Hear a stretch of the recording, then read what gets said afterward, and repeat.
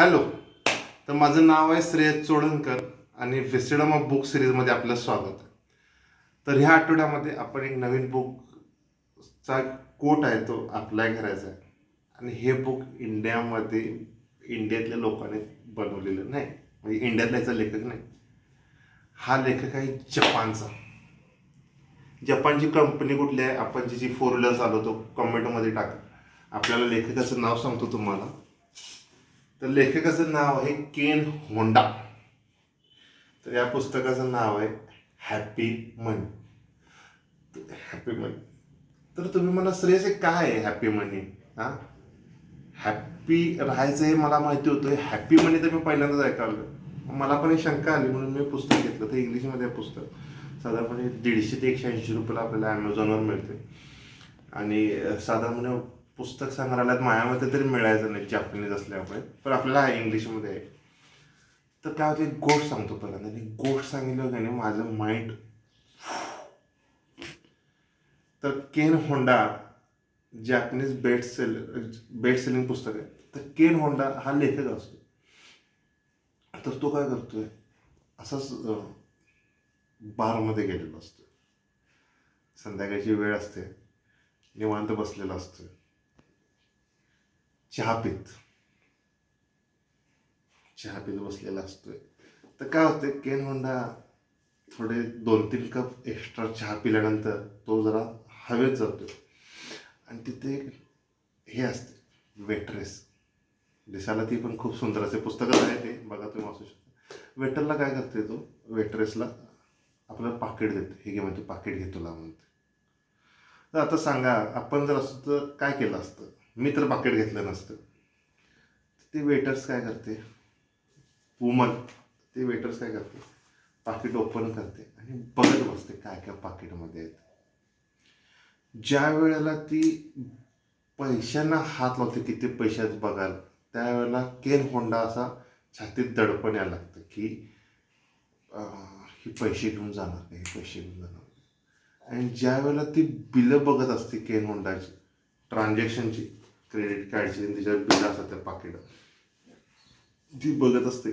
त्यावेळेला केन होंडाला जरा शंका येते की ही बिलं का बघायला लागले, हे बिलं का बघायला लागले. मग ते सगळं पाकिट बघते आणि आहे तसं त्याला ती परत देते. तर म्हणते की म्हणलं, तू काय झालं, मी तुला पाकिट दिलेलं होतं. तर म्हणते की काय नाही, मी तुझे पैसे किती आहेत बघितले.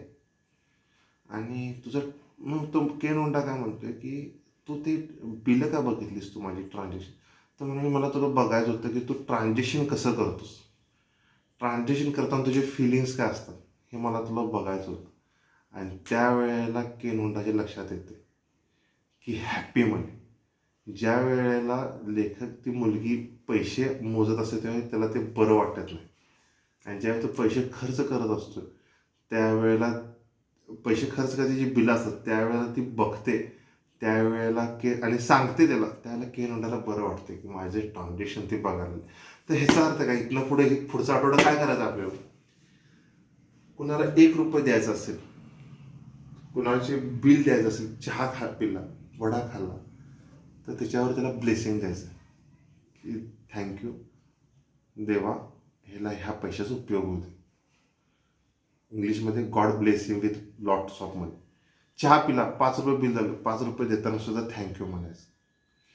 10 रुपयाचा वडापाव खाल्ला, बॉम्बे वडा, तो खाल्ला तर थँक्यू म्हणा त्या पैसे देणाऱ्याला. आमच्याकडे तर 25 रुपयाला वडा येतोय. तर 25 रुपयाचा वडा खाल्ला तर बाबा हे घे थँक्यू, ह्या पैशाने तो आणि मोठा श्रीमंत होते. त्यामुळे काय होते, पैसे हसतात, हसत खेळत आनंदाने त्याच्याकडे जातात. आणि ज्यावेळेला त्याच्याकडे पैसे जातात आनंदानं, पूर्ण त्याचं सायकलिंग होऊन तुमच्याकडे सुद्धा पैसे आनंदाने येतात. कारण की नेचरचा एक नियम आहे, जो बोओगे वो मिलेगा. जर तुम्ही चांगल्या मनानं पैसे दिले तर तुमच्याकडे चांगल्या मनानं पैसे येतात. आपण कधी पण बघा की पैसे देताना आपलं मन कचवं असतं.